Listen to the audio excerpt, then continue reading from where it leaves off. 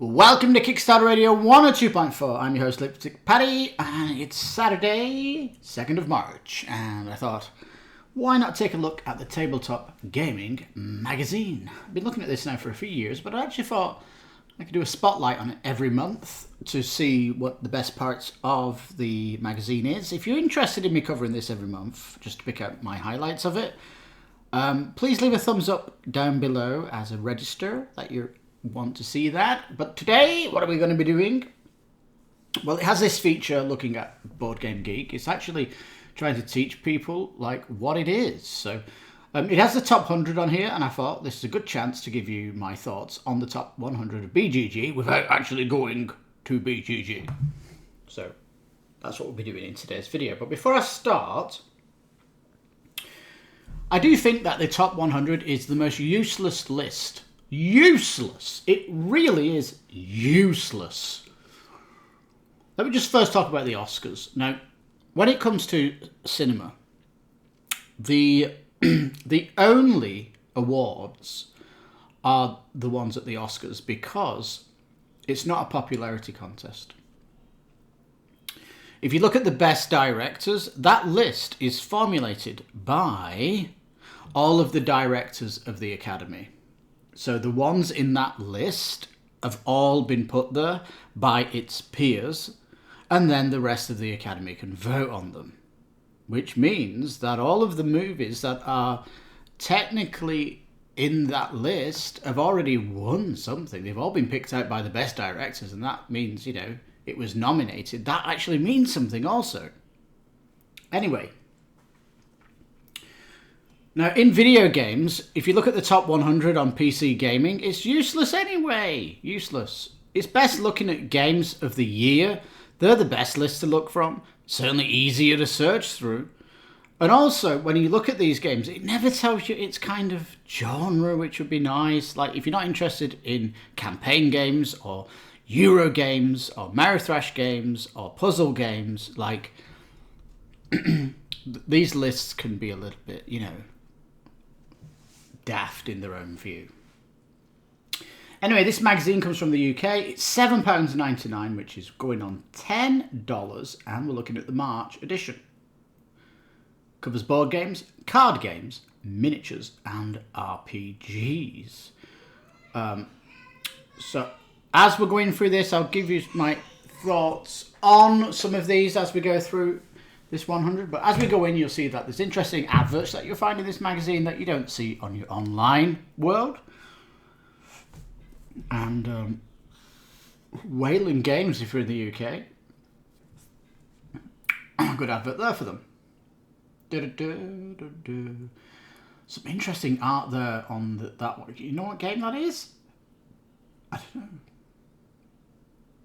There's an interesting quiz, isn't it? Do you know what that game is of that woman? Really stunning art. Anyway, there's the contents. We're going to be going into page 14, but it does have the beginner's guide to Board Game Geek. First 10 games ever on Board Game Geek, if you want some historical interest.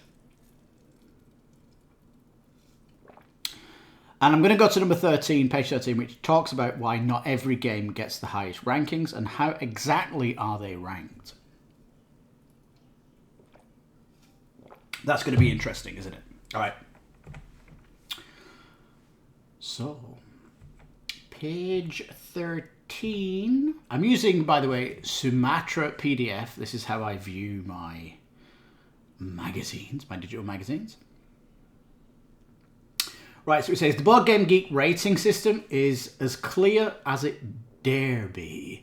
You can give your played games a rating between 1 to 10 with helpful descriptions like 1 defines description of a game, you won't catch me dead playing this, or clearly a 5 average game, slightly boring, take it or leave it. Really, you shouldn't have anything in your collection 5 or less, right? And a 10 outstanding. Most of your games should be 8, 9 or 10 in your collection. So yeah, it's people go on here and they vote the game that they have. It's massively biases towards the games that you like, right? So if you've got a game, you're going to give it a 10 if it's in your collection, you love it, right? So it's biased immediately, and its bias and weighting comes from people that have so many subjective views. So this is why it's poo, really is. Once a game has received over 30 user reviews, it is eligible for ranking. For example, a game that has a single rating of 10 does not exceed a game with 20,000 ratings of 9. But here's the thing. So all these games that are staying on the list that have, as it says, 20,000 ratings of 9, well, yes, but that should get faded away as the years go, shouldn't it? I mean, there could be some people who've rated it a 9, but got rid of it. They culled it off their shelf. They're not using it anymore. The person may have died. Who knows what happened? But the fact that stuff stays there annoys me, because a lot of it is out of date and really hard to get hold of, or it's been eclipsed by some greater game, etc. So that's kind of what it is all about. Right. So I don't really care if my games are in this list or not, because at the end of the day, the list is just a popularity contest of the nerds that go on BGG. That's it. Yeah. I really think it should be like the Oscars. I think in a certain year, the only games that should reach the nominated Dungeon Crawl is that the games get nominated by designers of Dungeon Crawls. Then you would have a top tier nominated list, right? Best Euro games of the year nominated by the publishers of Euro games, something like this. Well, they have a hand in the industry. That would better guide the shopper. It really would, And I think the Dice Tower is as close as you can be, but again, it's popularity contest, and I don't really like it. So if they nominated games like the Oscars, and then they got, for example, every publisher, everybody in the industry of board gaming then could vote on it, that would be way better than anything we have at the minute, because it's absolute pish, posh, poo-poo. It really is. So, board gaming has a long way to go, but the industry itself is an amateur thing, isn't it? It's not professional, it is amateur, and I think it will probably stay like this because of the amateurism behind everything that follows the project. All right, let's jump in then. Number 100, Seventh Continent. Ooh, was it really 2017? Wow. So this is where you're adventuring on a table with tiles, isn't it? It brought in this new mechanic, and everyone was kind of loving it at the time. The game itself, though, is severely punishing, where you'd have to start again if bad things happen, and bad things can happen on the turn of a coin. Yeah. It kind of inspired games like Destinies and Tainted Grail. So it did something for the industry, but it itself, not really interested in it. Came out at retail. The retail didn't really had a big splash, didn't it? So, again, why is it in the list if it's not relevant today? Keyflower, not really interested in this. 99, Trickerion, this is coming from Mind Clash Games. If you like heavy Euros Mind Clash games, you probably have one in your collection. If you don't, worth taking a look at Mind Clash Games. They are top tier Premier League publishers of incredible games. I've got a thing for Perseverance, right? You'll see it on my banner art on my channel and all that good stuff. I do cover all the Kickstarters and crowdfunding stuff that I think is genuinely worth me showing you. So yeah, if you think about subscribing on the channel, if that is you, if you're interested in it. Because I just think a lot of board game channels are pumping out so much crap that I evade most of their videos until something sparks my interest. But So hopefully the stuff on the channel is curated for fans of these games. Anyway, 97 Innis. This is the map of Ireland that uses terrible map of Ireland. Ugh. And if you're doing something about my country, you need to be 100% accurate, because you're just going to piss everybody off that's Irish. I mean, at the end of the day, if you're Irish and you've got Innis, are you really happy with what they did? Especially the art. It doesn't look anything special. 9060 Crypto. Wasn't really interested in this. It's kind of a puzzle game. Don't like those games. 95 Battlestar Galactica is out of print, really difficult to get. I love Battlestar Galactica, but we're going to get a new TV series, apparently, so we're probably going to get a new version of it. It is quite long, this game, so hopefully it will get streamlined, is what we want from a new version of this. No, it did get repeated. It says here, it's worth seeking out the 2021 release Unfathomable instead, as Fantasy Flight Games no longer have the license, so rethemed it and tweaked the game into a Cthulhu stable of titles instead. That in itself was the problem, and they really want to see Battlestar Galactica because the IP is so good. If you know what it is, and you, if they did a TV series, is that going to be the fourth version of it? I can't remember. Anyway, 94 Architects of the West Kingdom. This is from Garfield Games, that likes to throw out a Eurogame every year, don't they? Yeah, they're pretty prolific, and they do like a sets of threes, don't they? It mentions here the three was Architects, Paladins, and Viscounts. The theme of history, I hate it. When I was at school at the age of 13, I dropped geography, history, music to do triple science. So I could do 3 hours of physics, 3 hours of chemistry, 3 hours biology. That's because I hate history that they teach in schools, and history in general, I guess. But yeah, 94 historical theme put me off it. 93 Tainted Grail. I do love this game. It is kind of hard ass. I do have a house rule. The menhirs, the tower, the Statue of Light, that lets you explore around it. It counts down way too fast. So I generally turn the dial every 2 turns instead of 1 turn, so I get to explore.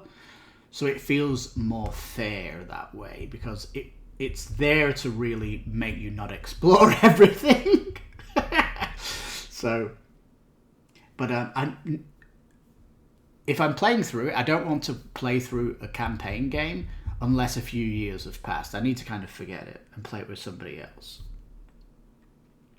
92 El Grande, area control, got a horrible theme. It's hearkening to the past. And by the way, one of the film industry or TV industry themes that I can't stand is period dramas. And El Grande is like a period drama, isn't it, the theme? It's, ugh. So, theme knocked me off it. Search for Planet X. I really found it difficult to get a sci-fi game in my collection. So this one certainly didn't appease me. I just want to say, by the way, go back to Architects. I do love Garfield's games is Circadian's First Light. I love that game, by the way. And that's one of my favourite Euros, Circadian's First Light, because you are card crafting in that game, and the expansion for that really adds so much more to it. It's really, really cool. All right, Seven Wonders. This thing was redone, wasn't it, recently? It's kind of a retail game, and as the second edition came out, I was I was one Eurogame a year at that time, and my top list for my retail games, it wasn't in my top list, so sadly you weren't doing enough repos. 89, Robinson Crusoe. This finally came on crowdfunding, didn't it, to do a better version? But it's from Portal Games, and Portal Games do stuff that just irritates me. And Robinson Crusoe has the most complex setup of any game. And I don't mind if a game takes a long setup, if it's relaxing and I can put some jazz music on. But with this, it's intense. You don't want any music because you need to focus on all of the things to set it up. And And not only that, though, it's kind of... if you watch any gameplay through it, you know what I mean. It's a punishing game.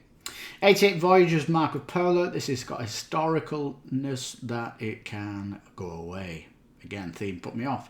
87 Dominant Species. This is coming from GMT Games, which need to modernise and get real artists in and stop doing the fecking GMT 500, where if 500 people want the game, they'll print it. Just come to crowdfunding and redo it. The art needs seriously redone. I do have some GMT games in my collection. I have Thunder Alley and Apocalypse Road. The boards look beautiful, but it's super niche when it comes to GMT to do boards that nice. You know, 99% of their boards look stale and dull, and they really need, I don't know, need modernising.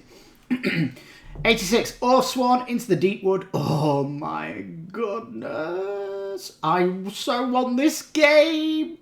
But the shipping was $300 to Mexico. Are you kidding me?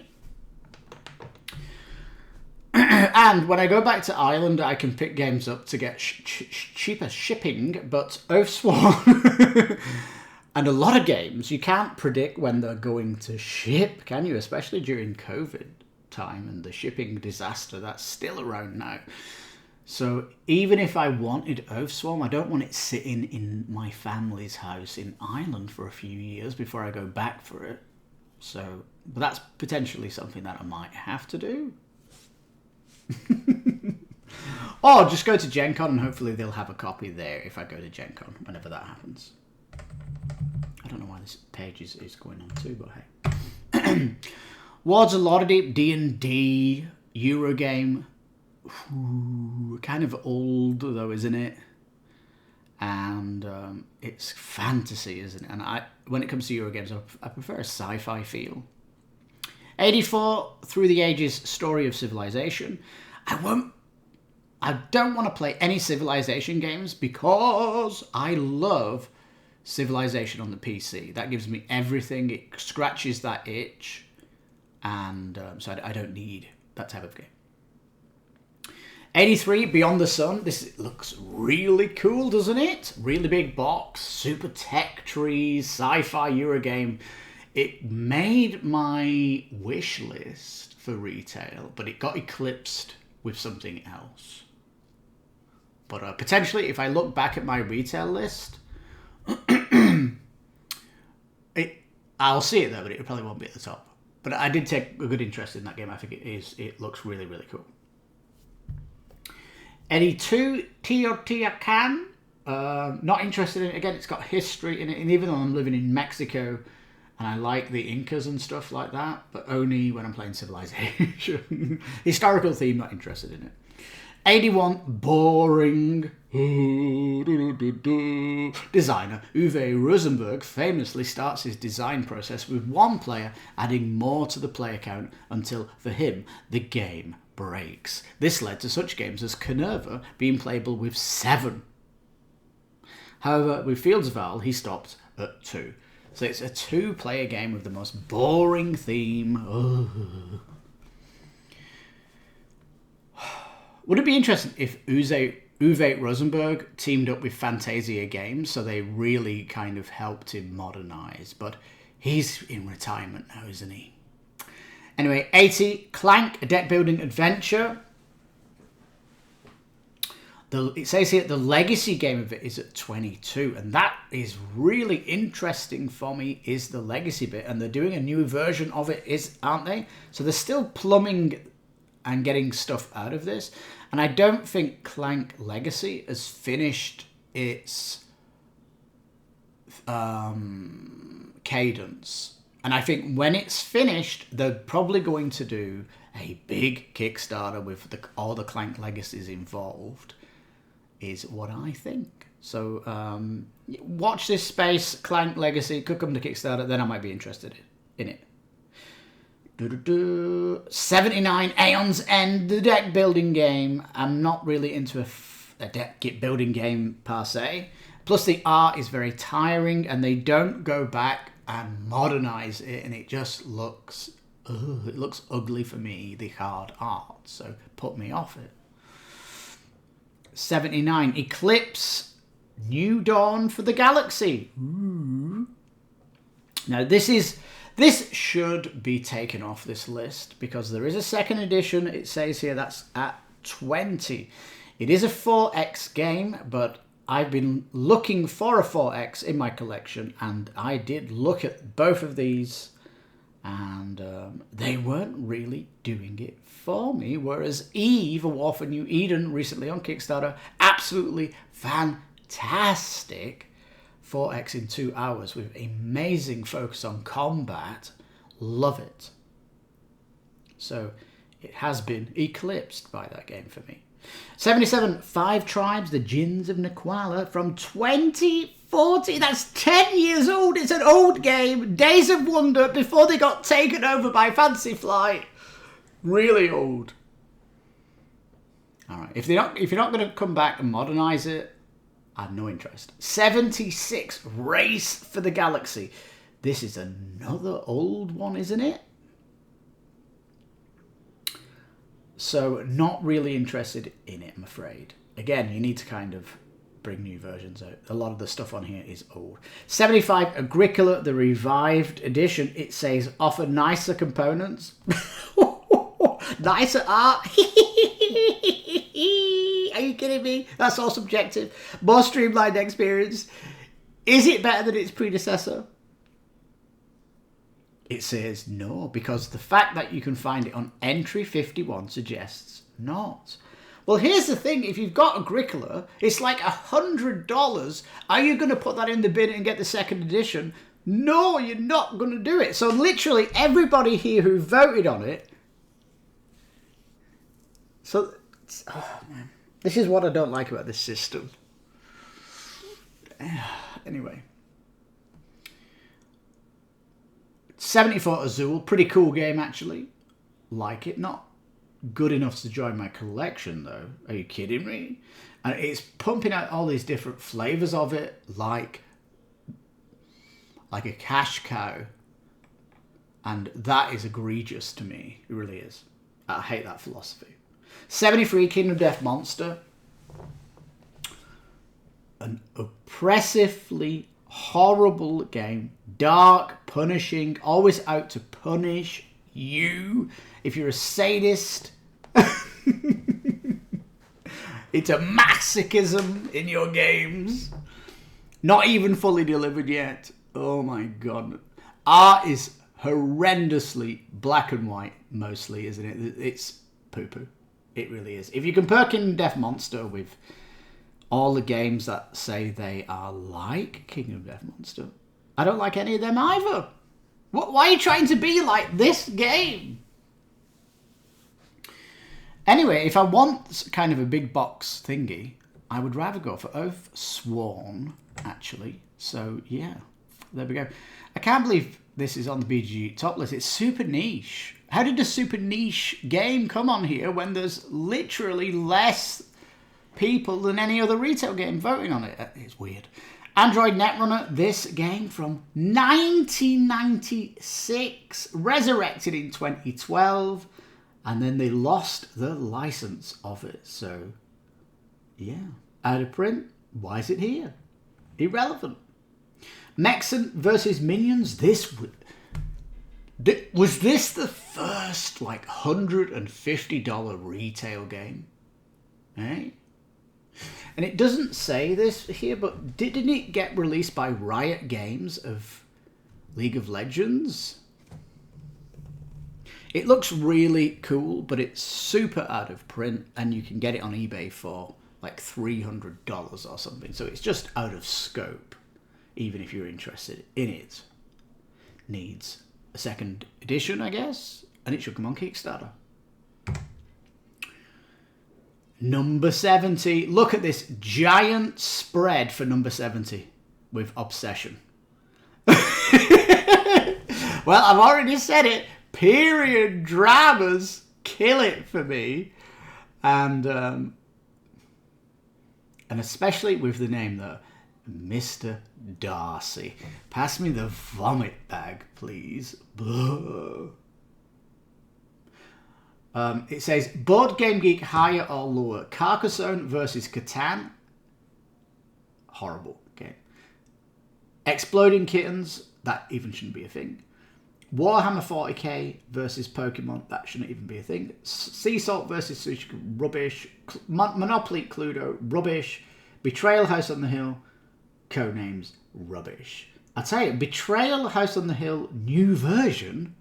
Hard to get, isn't it? I'm sure that's going to have a big eBay price, that new version of Betrayal. It was in one of my retail lists, and when I looked at it, it had gone out of print, and I tried looking for a copy of it to see where it was, and the price had rocketed on it. So, are you going to do a new version of Betrayal? Because it was like a legacy game, wasn't it? Betrayal Legacy? Is that what I'm talking about? The Crew. Trick-taking game. I don't really need a trick-taking game in my collection. Number 68, The Gallerist. It's to do with art, and I had to drop art for science. 67, Grand Austria Hotel. Super great theme, terrible art, the board super boring. And it says... this from the company, is it Mayfair? They're out of business now. You know, if they'd actually hired an artist, it might have helped. But, you know, that's where it is. Number 66, Star Wars Imperial Assault. This is Fantasy Flight's dungeon crawler. I do like Star Wars, but I don't have a hard-on for it and have loads of Star Wars stuff. I think back in Ireland I have like a gold edition box set of the 6 original movies. That's how geeky I got with Star Wars. So yeah, not really interested in it. Most of the Star Wars themed stuff that comes out, it kind of is neither there or here or there with me. Although, if you have it around your house and you invite me around and we want to play it, I'd be definitely interested. I do like my dungeon crawls, and it is sci-fi based. But if you do want it, it's kind of out of print anyway, isn't it? Paladins of the West Kingdom. This is part of the trilogy. We saw one earlier, didn't we? And there we go. It's historical. Don't like it. 64. How boring. Uwe Rosenberg, Mr. Grey.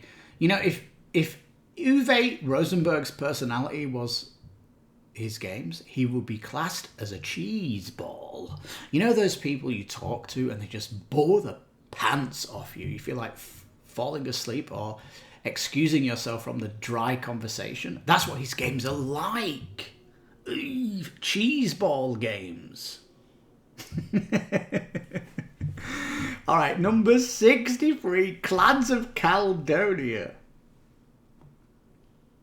The Whiskey Trade and Glory was the subtitle for the 2017 Kickstarter. Ooh. But it's got a... I wasn't really interested in it anyway. It's kind of, as it says, a whiskey making, flying the flag for Scotland and stuff like this. I don't really hold a candle to Scotland, per se. I am Irish after all. And you can only love one type of Celtics, can't you?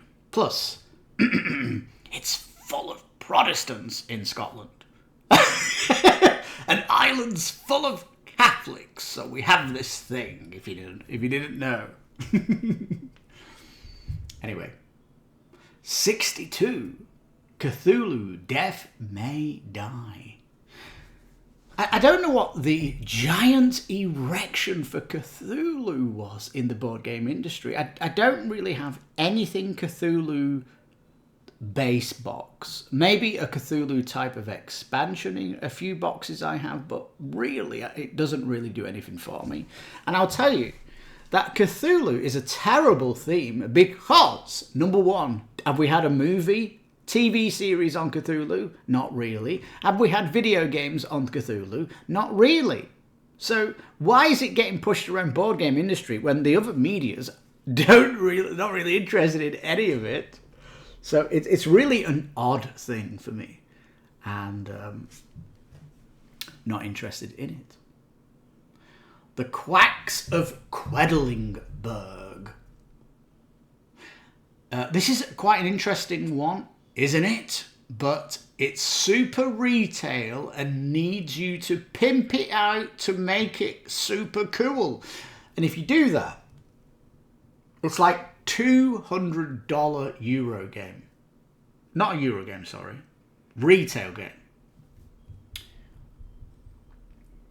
This company, Smith, that make the game, for God's sake, come to crowdfunding and just make it pimped out, because the amount of people that are doing it, and I don't generally like pimping out a retail game.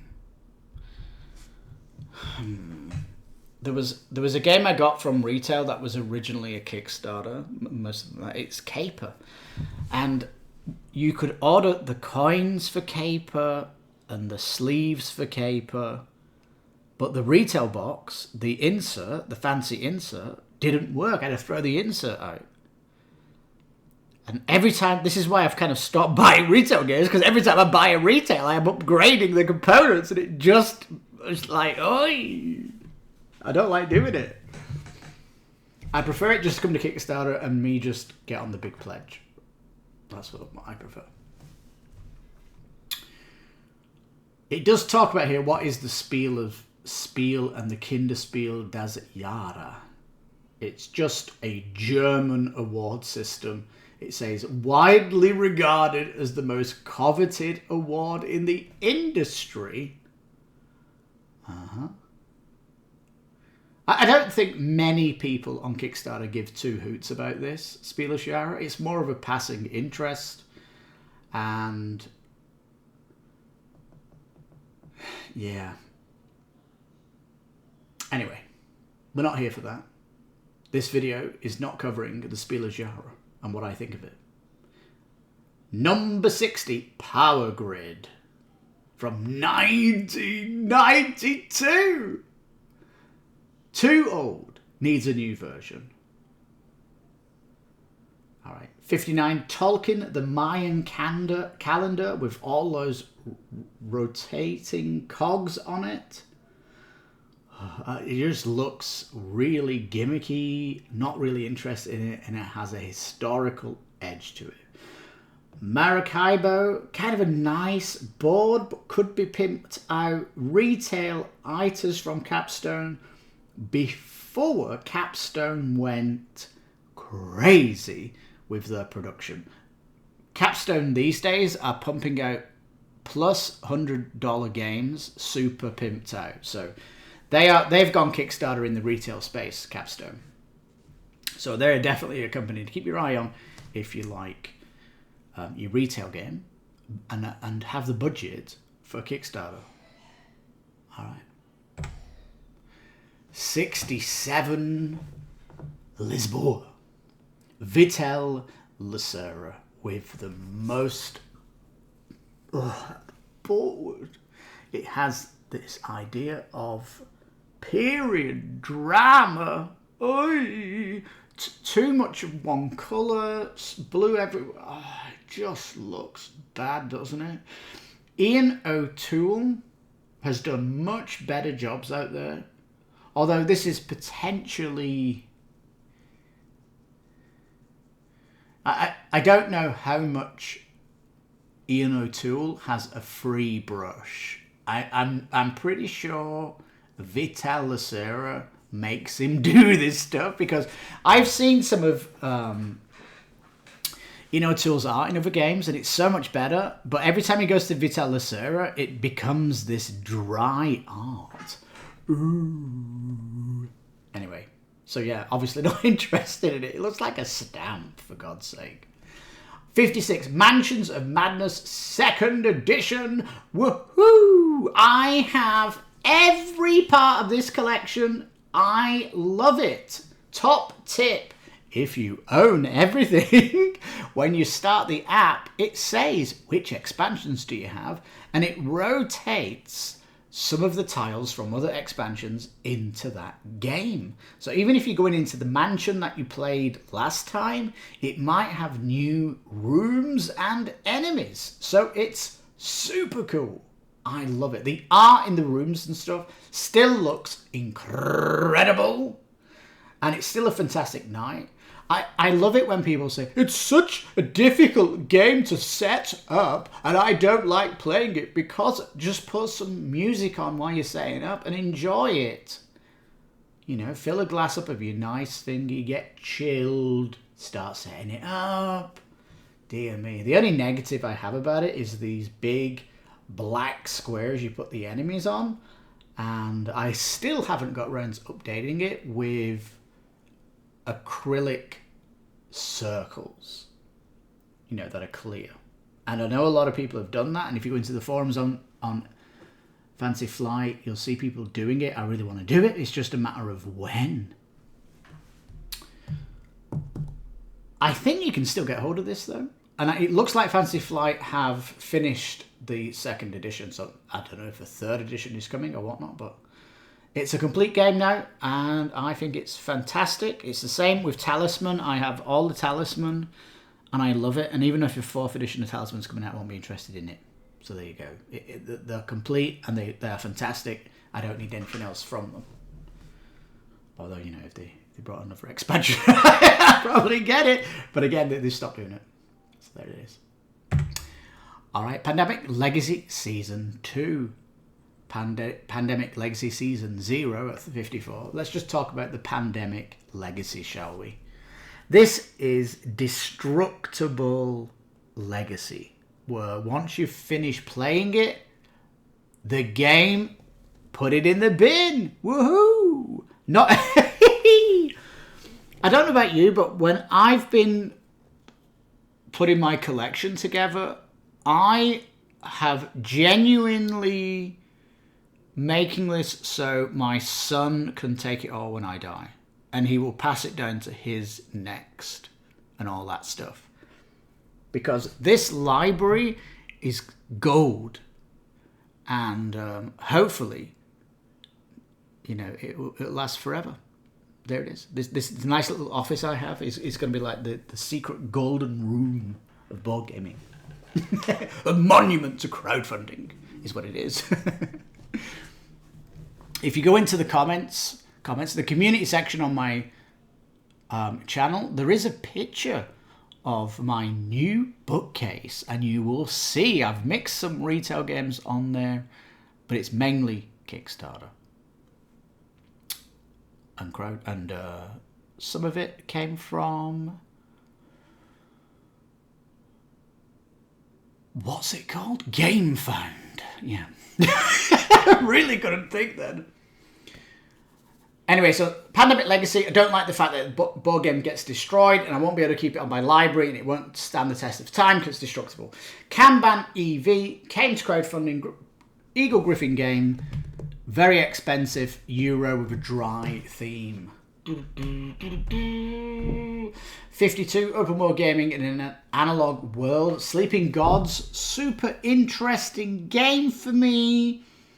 I was on the pledge, but the shipping turned me off. That's right. A lot of the Kickstarters, I will $1 on it. And when I get the final shipping, it destroys all hope. That's what happens. 51, Agricola, we've seen it already. Number 50, On Mars. Ooh. The Martian theme is not getting used a lot anywhere, really, is it? It's kind of not interesting. I guess the terraforming Mars is more interesting, but it's not a game that I'm not interested in these things. Anyway, 48 Anachrony. This looks phenomenal, doesn't it? Mind Clash Games, time travel. It looks so good. There's going to be something new for Anachrony as well coming up, I think, on crowdfunding, and it'll be able to. It will give you a chance to get all of the stuff for Anachrony, but it's kind of, if you want to get hold of it, it's kind of awkward because you can only get it in retail components that you're adding into it, and you can't get the Anachrony big box. So you've got all these boxes you're fiddling with. And it's literally just wait for the Mind Clash to do the Anachrony crowdfunding site where you can get the big box and get everything in it so it's complete. Even though some of it is a little bit, takes the game into a more extreme version.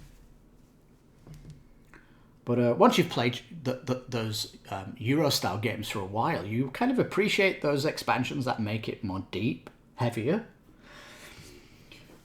Excuse me, 47, Blood Rage. Excuse me. Now, what's the story with Blood Rage for me?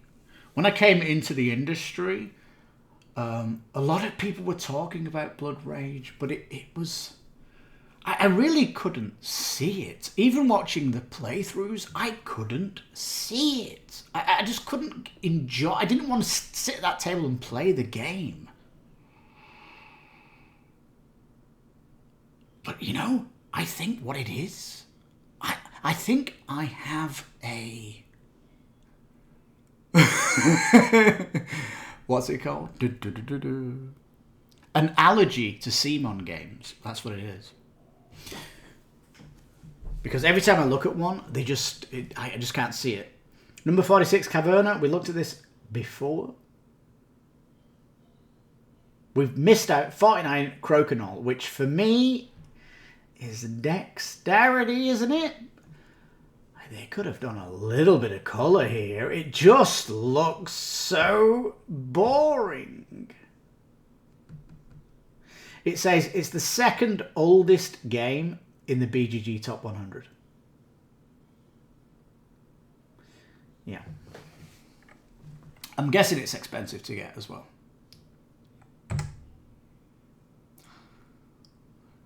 Now, they do the Golden Geek Awards. They give them out during Essen, don't they? And it's neither here or there. Number 45, Heat, Pedal to the Metal. I was interested. It was in my shortlist for retail games, but it never got over the line, unfortunately. And it's getting loads of expansions, so it's going to be expensive to get in at this stage, isn't it? 44, Cascadia. Not really super interested in it. The gameplay and stuff has a retail edge. Didn't make my list. 43, Puerto Rico. Old game, boring theme. Do I need to say any more? Not interested in it. Number 42, Underwater Cities. Retail game. Not looking great. Didn't see the buzz behind it. 41, Pax Pamir, second edition, political stock market of investment. I'm already asleep. 40, Marvel United card game. I'm not a Marvel fan. I don't see the lure of the IP. So it boggles my mind. But there it is. 39, Food Chain Magnet, recently on crowdfunding with a new version. It is kind of interesting as a Euro, but yeah, it doesn't speak to me when I look at it. A lot of the games on my channel, they really speak to me when I go to those sites, and they really are fantastic. Like, I get very obsession about some of these games, but Chain Magnet, no. 38 Frosthaven. I love it. You can't see this, but behind me, I have this super deep shelf. And Frosthaven and Gloomhaven and Jaws of the Lion and Forgotten Circles are all on the top shelf. And the shelf is so deep, I can put them on the shelf and it doesn't go over the edge. The bookcase over there is quite phenomenal. It's like an inbuilt bookcase. It's where I put games that has lots of expansion boxes. So I basically, like for example, I've got Mansions of Madness, the main box, looking at you, the art, and behind it is all the expansion boxes, but you can't see them. It's just super deep, and you can put games with lots of expansions down there. So I've got Madara with expansion stuff down there, Monster Slaughter, Fireball Island, these are just examples, Dinosaur Island, Thunder Alley has maps as well that hide behind it, Talisman with all their expansions, and Dice Throne, and Gloomhaven, of course, at the top. I can't fit up anywhere in here.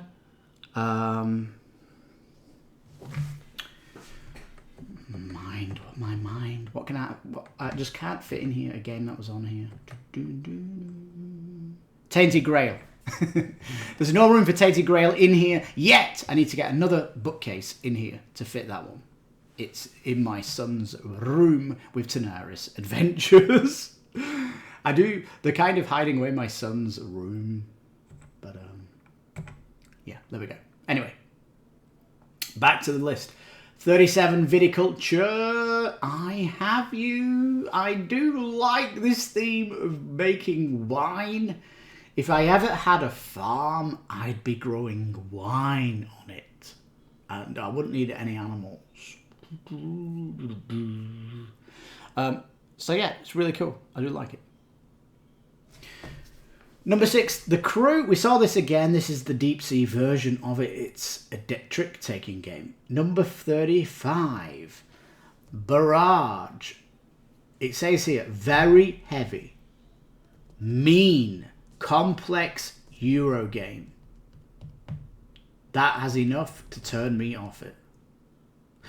Number 34, Too Many Bones. Too expensive. Very expensive. From a company that loves to do neoprene, custom dice, and all that good stuff. Chip Theory Games, yeah. It is kind of an interesting game, Too Many Bones, but again, it's high price entry, and I don't think many people will be interested in playing it. That I play with, at least. 34, Everdell.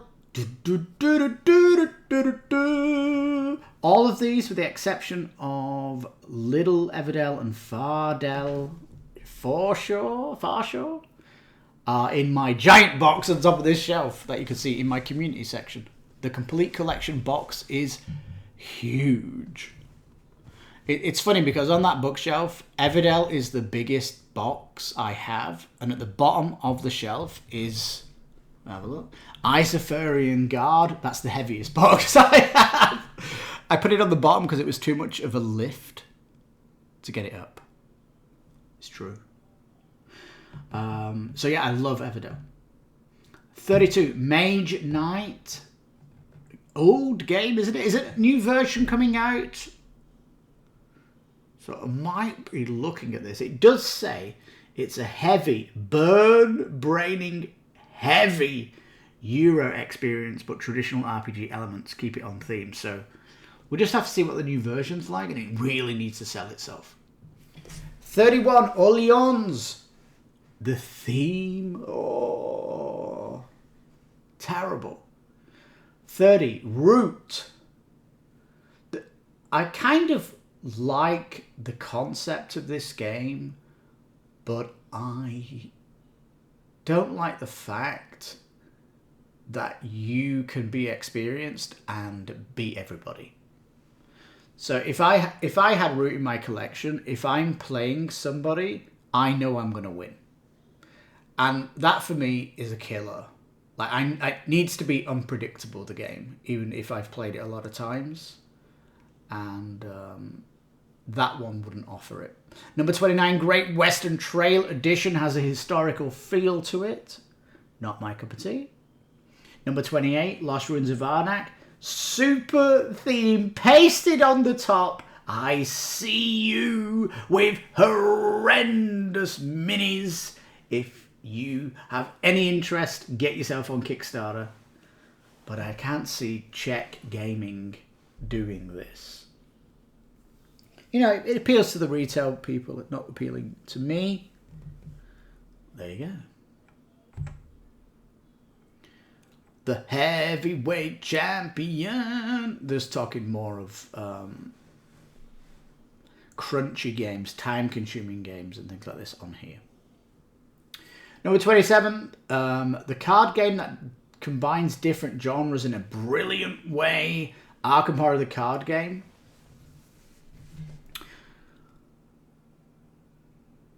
You know, I think Mansions of Madness gives me the itch for Arkham.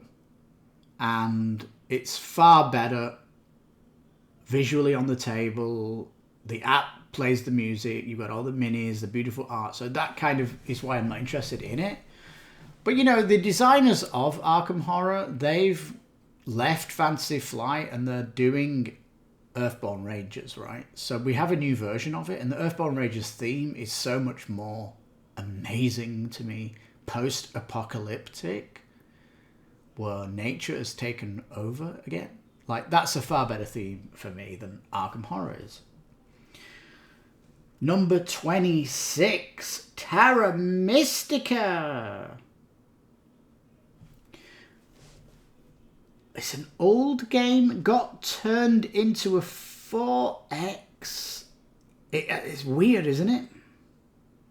I do like the kind of thing that's going on here, but maybe there's going to be a second edition of this where they redo all the art and they bring it back to Kickstarter goodness. Because I think it needs to be redone. Number 25, Wingspan, the game that doesn't have much player interaction. Not really into the theme as well. Birds. And some of the card art, you can see from the picture here, is inconsistent. Like, the black and white art on some of the cards is weird. Like, they used different artists. That's what it feels like, even though the art was done by one person and managed to make it look like it was done by different artists. That's a horrendous finish. I really don't like the artist. Every time this person does it, I'm always like questioning it. Number 24, Feast for Odin. It's Uwe Rosenberg again, Mr. Old Guy. Please come to Kickstarter and pimp it out with a proper artist. Feast for Odin does look interesting. It is a complex worker placement game, but the theme is historic. Concordia, theme is historic. Deck building game. Dominion inspired. What year was this? Oh, it is old. Alright, 22, Clank Legacy. Spoke about it earlier. It's still got another Legacy version coming out, and I think it's going to be wrapped up in a big box on crowdfunding when it's done. Said and done. 24, Nemesis, the alien game from Vacant Realms.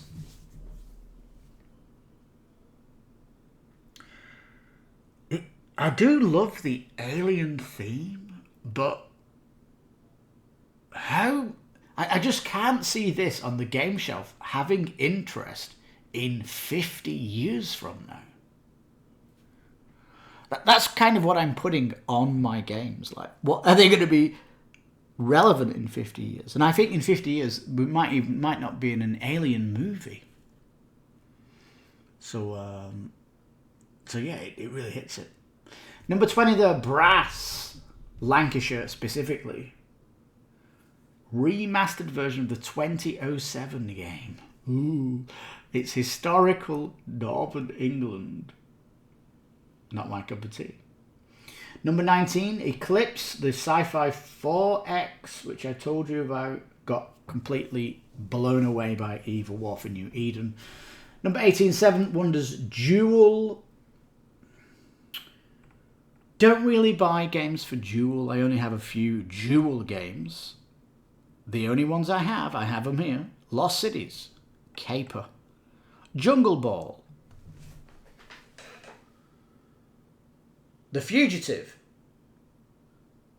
and what's that game that doesn't have its name on the shelf, on the box? I can't remember, I'm not getting it out, but there's another one there. I will show you all my games eventually on a video.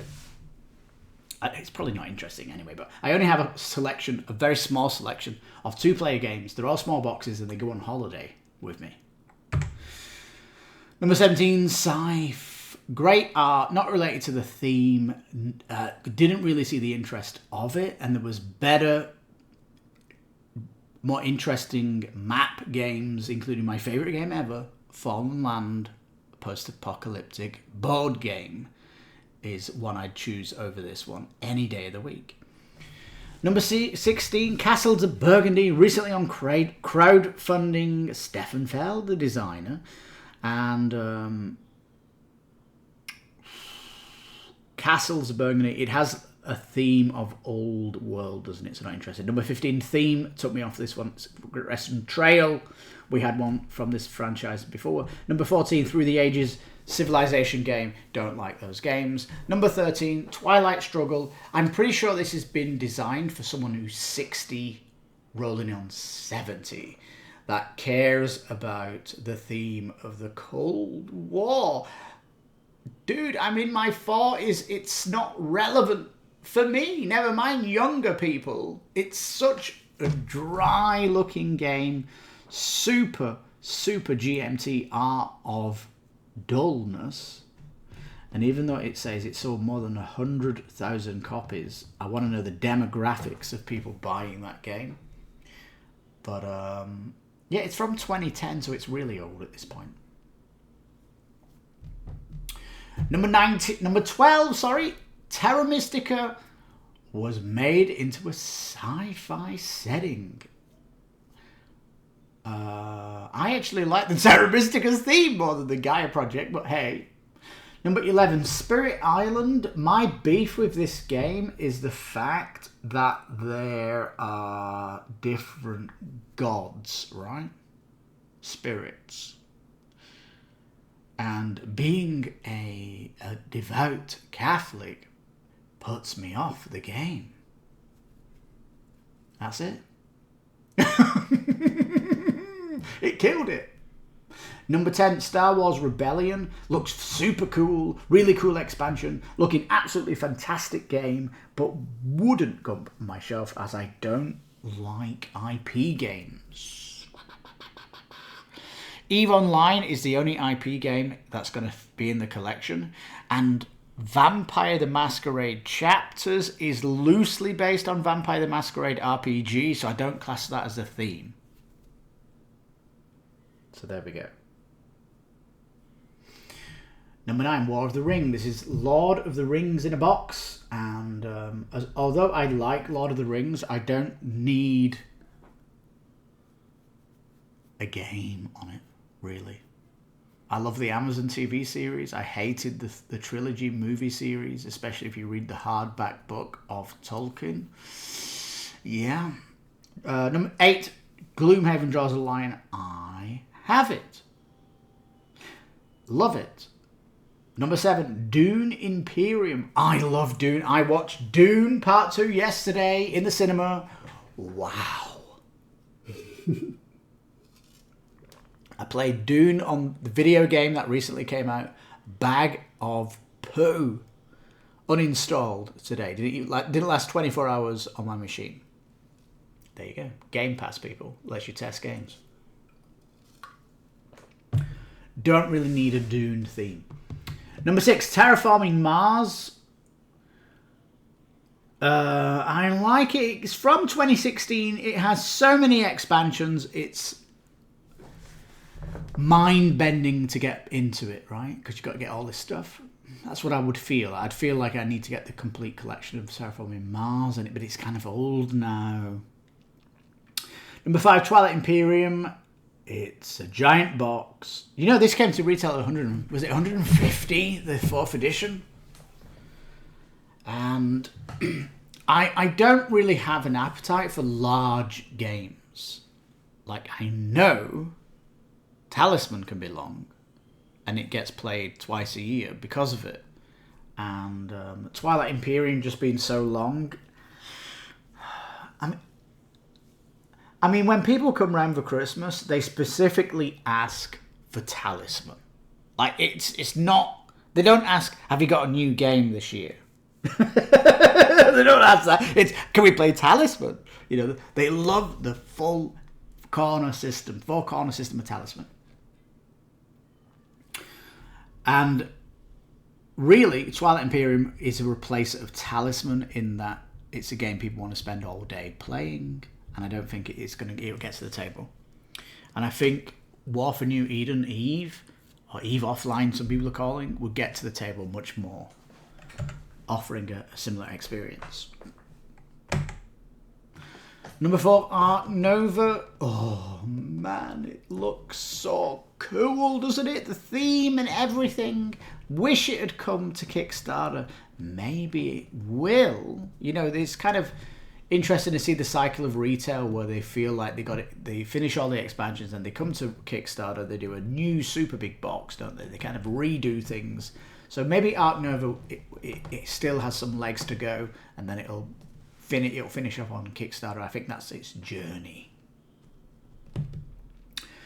Number 3, Gloomhaven.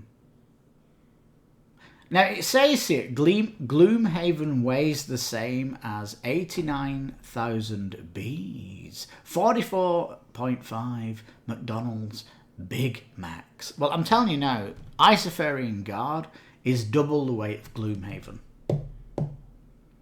At its tallest, Gloomhaven is as tall as 30 slices of bread. Everdell is bigger. It's true. And the Gloomhaven box, the length of that is the same length of the shelf that's built in behind me in the bookcase. So yeah, absolutely fantastic. Number 2, Pandemic Legacy Season 1. Again, you're going to destroy it. Don't like the philosophy of that. Kiss my backside, Z-Man. And number 1, you probably know what it is. Unless your head's in Kickstarter crowdfunding and you don't see the retail space. Get ready for disappointment when we get to number 1. But before then, we've got TT Gamey NG/Game Store. NG, what country is that? NG, is that Netherlands game? I don't know what it is. Catan, I would never ever have that in my collection. Are you kidding me? All of these? No. Number 1, Brass Birmingham. Ooh. It says, the Brass series has become somewhat of a phenomenon of the board gaming world. It should say board gaming retail world. From 2007 was re-released, and Brass, of course, it says smashed crowdfunding records. Did it? What record was that? Please tell me. But I mean, look at it. It just looks so boring. This is what I mean. The Board Game Geek is just so irrelevant. Number 1, completely not interested in the theme. Number 2, don't like the philosophy. Number 3, I have it. 4, it'll come to Kickstarter. 5, too long. Better game coming down. 6, Terraforming Mars, too difficult to get into. Old game. 7, Dune, don't like the theme in board gaming. Number 8, Gloomhaven, have it. Number 9, don't need a game of Lord of the Rings. Number 10, don't need a game of Star Wars. That's the top 10. Da-da-da, da-da-da, da-da-da.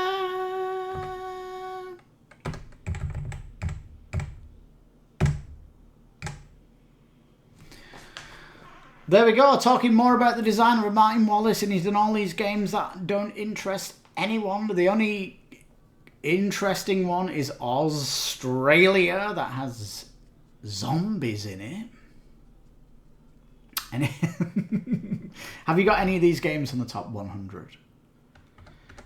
What do you think of the top 100 anyway on BGG? For me, it's the biggest load of poo, super irrelevant. It's not just a popularity contest, but it's a popularity contest with the past as well. And people's rating on games drop generally if they play them too much or it just doesn't get to the table. So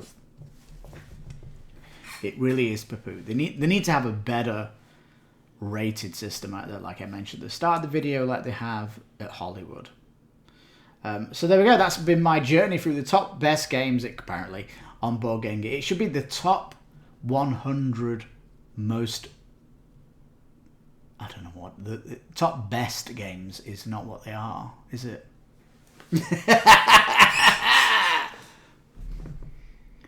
The BGG 100 ranked games. I guess that's what it should be, because they're certainly not best. Certainly, how can you be the best 100 board games when you've not got Space Base, Endless Winter, Fallen Land, Oceans, Far Away, Beast, Quest for Eldorado, Flamecraft, Wasteland Express, Blitzkrieg, Whistle Mountain, Arceus, Destinies, Museum, The Isle of Cats, Battle Lore, Detective City of Angels. Just reeling some of my games off next to me. Seriously. They are my best games. I have them in my collection, dear. That's what I do. So at the end of the day, if you're a beginner coming into if you're a beginner coming into the board game thing, BGG's list is simply a place you shouldn't go to. It's as simple as that. Even educationally, it's irrelevant. That's how I feel. So there we go. And if you're interested in my collection, again, go to the community page on my Kickstarter channel. You'll see a picture of my new bookshelf and some of the games that I've spoke about just then. So yeah, please give the thumbs up if you like me looking at this magazine. I can dip my head into it every month to pick out some interesting things to talk about and all that good stuff. And if you like Kickstarter, crowdfunding and all that jazz, think about subscribing to the channel. I've been your host, Lipstickpaddy. Hope you had fun today. Leave a comment down below what you think of the top 10 and what did you do when you got into board gaming industry? Where did you go for your information? That'll be interesting as well. So thank you so much for watching this video. You take care, stay safe, and have happy gaming out there, whatever you're playing. And you take care, stay safe, and bye-bye for now.